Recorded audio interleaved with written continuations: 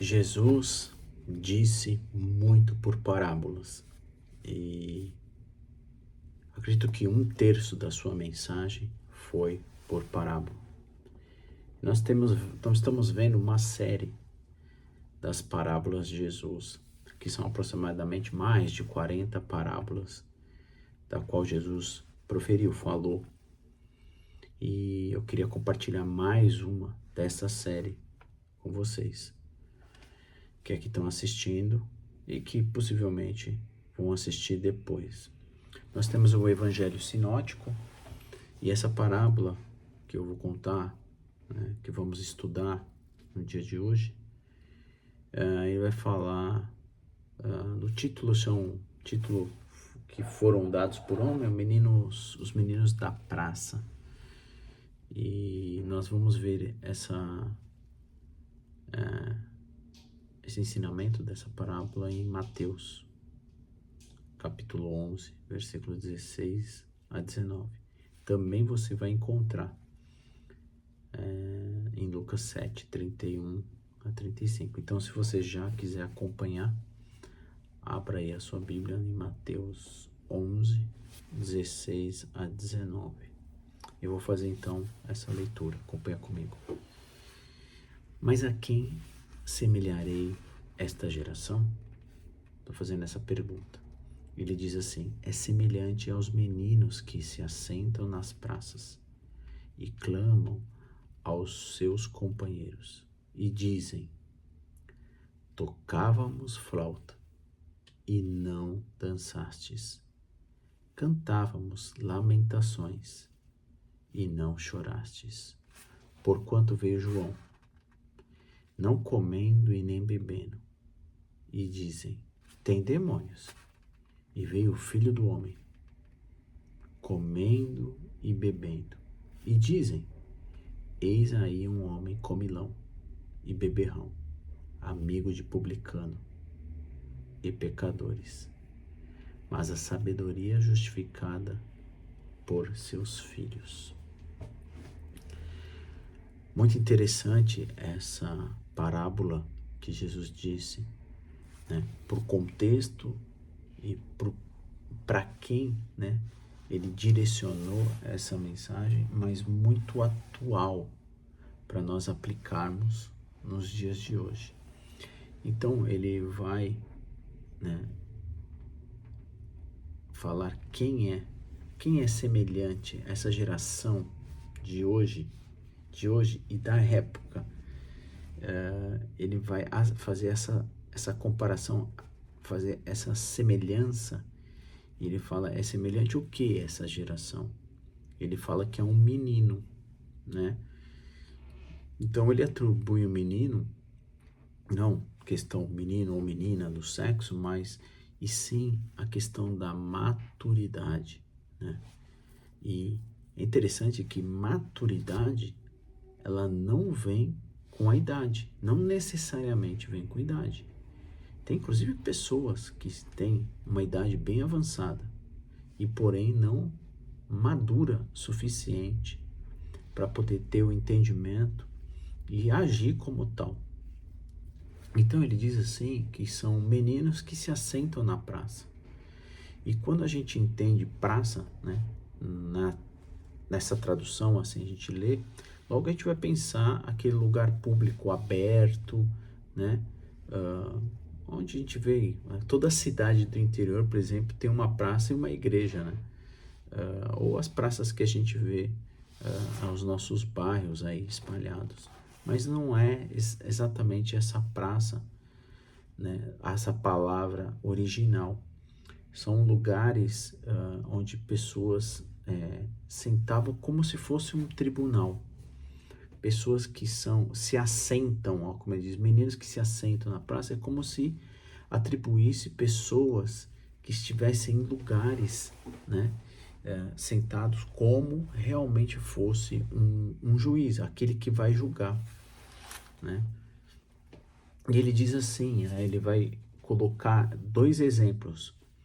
Ele vai falar que são pessoas que clamam aos companheiros que, tocando flauta, não dançastes. Ele está atribuindo, então, uma música, a uma festa, a uma bodas, ou seja, está tocando isso e as pessoas não, né? Quando a gente vai para uma festa, o intuito é de festejar, alegrar, dançar, é esse nesse sentido. E ele está dizendo as pessoas vão e não fazem o que, né, o objetivo que tem que ir para fazer. E aí ele também dá um outro, né, o oposto disso. Aqueles que realmente não querem a alegria, a festa, né, e não aceita, não dança, não se diverte, né, recrimina isso. E ele vai dar um outro exemplo. É aqueles que realmente cantam lamentações, não choram, né? Ou seja, os dois extremos. E aí ele então vai exemplificar duas pessoas nessas extremidades. E a primeira, né, ele vai falar que João Batista, né, ele cita assim, ó, porque veio João Batista não comendo e nem bebendo, né? Se nós olharmos lá para aqui, ó, Mateus capítulo 3, a gente vai ver que João Batista vivia no deserto, né? A tipo de vestimenta dele, na simplicidade, até na sua alimentação, né? Deixa eu abrir aqui, ó. Mateus capítulo 3, versículo 4, ele diz assim, João usava uma roupa feita de pelos de camelo e um cinto de couro. O seu alimento era gafanhotos e mel silvestres. Então, João Batista, ele tinha a linhagem, né? Uma linhagem. Você lembra que eles são parentes, né? De Maria e inclusive ele, né? Quando eles estão na barriga ali, ele já até se manifesta. João Batista, ele tinha uma linhagem da qual ele poderia ser realmente como um grande rabino, um fariseu, um grande doutor de uma linhagem judaica, mas ele optou por seguir realmente o objetivo e o propósito que era anunciar arrependimento, anunciar a vinda, né, do Messias. E então essa forma mais rude, vamos dizer assim, ele vai assemelhar, né, fazer essa semelhança, ele vai fazer essa comparação que é esse homem que canta lamentações e chora. E o que o povo atribuiu? Que João Batista era como se tivesse um demoniado. E na outra, né, no outro exemplo, no outro polo, a gente vai ver o quê? Um filho do homem que festeja, que come, que bebe, né? E que umas as pessoas atribuíram a Jesus. Esse aí é um beberrão, um comilão, né? E até em Lucas, ele vai até citar que esse é um homem comilão e um bebedor de vinho, né? E que se relaciona, né? Que é amigo de quem? Amigo de publicanos e pecadores. E é interessante que Jesus, ele vai até essas pessoas e ele se envolve com as pessoas e não ele passa a se comportar como elas. É o contrário, né? As pessoas passam a se comportar e ser discípulo como Jesus, né? Você pegar o próprio Mateus, que era um publicano, o Zaqueu, né? Onde teve arrependimento, enfim. Ao contrário, né? As pessoas que Jesus andava, Jesus influenciava, eles conseguiam enxergar em Jesus quem ele era, né? Então, esse era o objetivo de Jesus. Mas ainda assim, as pessoas, né, no final não eram sábias, né? Não tinham esse entendimento. Pessoas que realmente não tinham maturidade, pessoas que se colocavam em lugares, né, assentados, né, com o fim de ser um juiz julgando, e eles não tinham esse entendimento, essa maturidade de quem era realmente Jesus, o Filho de Deus, e quem era João Batista. E muitas vezes podemos pensar nos dias de hoje que pessoas agem dessa forma, né? De pessoas que são, né, que são críticos,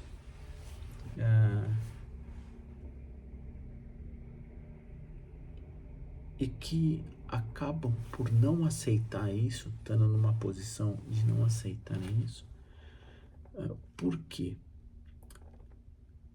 A maioria das pessoas que tem a dificuldade de aceitar é justamente como Jesus proferiu.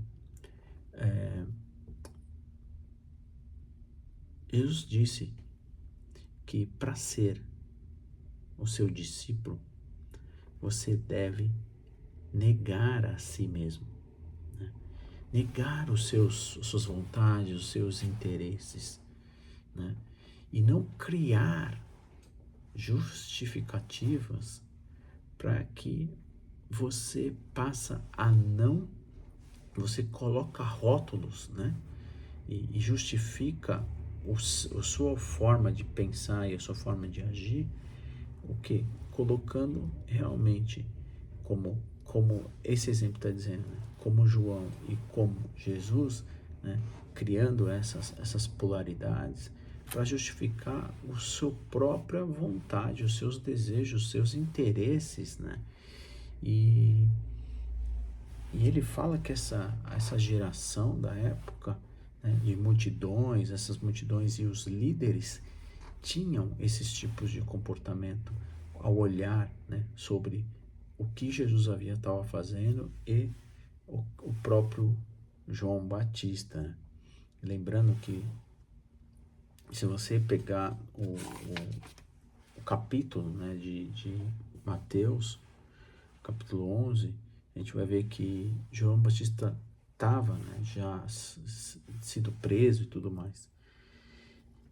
Então, parece que os anos, né, mais de 2000 anos se passaram e as pessoas realmente ainda têm esses tipos de comportamento, né, por não compreender, não ter a maturidade que Cristo traz no seu evangelho, na sua boa notícia, no seu entendimento, né?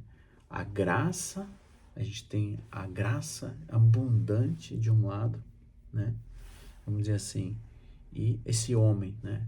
Mais, vamos dizer, mais fundamentalista, mais rude, mais sério, da qual ele estava querendo apontar para essa graça que é Jesus Cristo. Mas ainda assim, o povo na época não entendeu. E ainda assim, né, você passa talvez por aqui, você está assistindo e ainda age como menino, buscando seus próprios interesses. Lembre-se, a condição para aceitar essa graça, a boa notícia que é Jesus Cristo, se despoja, tira os seus próprios interesses para que você possa ser um discípulo, né? Aquele que não sabe negar a sua vontade para fazer a vontade daquele que João Batista estava anunciando e daquele que veio para a gente entender que ele morreu, né? A morte vicária pelos nossos pecados, para nos dar uma nova vida, a vida que o salário do pecado nos levou à morte e ele está nos trazendo, nos resgatando da vida e faz com que nós tenhamos que compreender realmente Jesus, essa graça, né? Esse noivo que está em breve, a gente não sabe, ele fala que em breve ele voltará. Agora, quando, nós não sabemos. Se você está assistindo esse vídeo é porque Deus está nos chamando, né? Nos dando uma nova oportunidade, uma nova chance para nós nos redimir dos nossos pecados através de Jesus, através do seu chamado, através da negação do nosso eu e ter essa compreensão. Para de ser menino, para de ser imaturo. Ele está te chamando para nós nos submetermos. Que Deus te abençoe e que você continue aqui ouvindo nas inúmeras parábolas de Jesus para a nossa vida. Até a próxima parábola.